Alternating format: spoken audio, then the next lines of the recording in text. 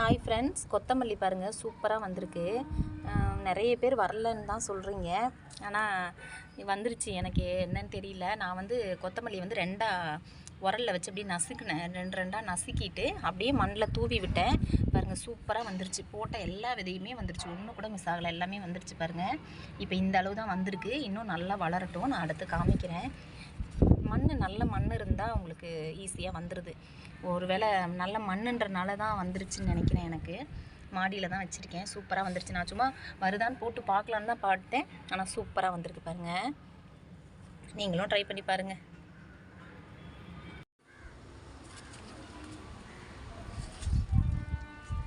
தக்காளி கூட நல்லா பெருசாகிட்ருக்கு. இதுக்கப்புறம் முள்ளங்கியும் நல்லா வந்துட்டுருக்கு. முள்ளங்கியும் சூப்பராக வருது பாருங்க. அதுக்கப்புறம் அவரைக்காய் போட்டிருக்கேன். அவரைக்காய் செடியும் நல்லா வந்திருக்கு. இது வெண்டைக்காய். அதுக்கப்புறம் இது வெள்ளரிக்காய் இதெல்லாம் போட்டிருக்கேன். இது எல்லாத்தையும் எடுத்து தனித்தனியாக வைக்கணும். எல்லாத்தையும் தனித்தனியாக வச்சுட்டு இதெல்லாம் காய் காய்க்கிட்டோம். அதுக்கப்புறம் நான் திரும்ப உங்களுக்கு அப்டேட் போடுறேன். காராமணி இன்றைக்கி இவ்வளோ கிடச்சிது. இவ்வளோ காராமணி பறித்தேன்.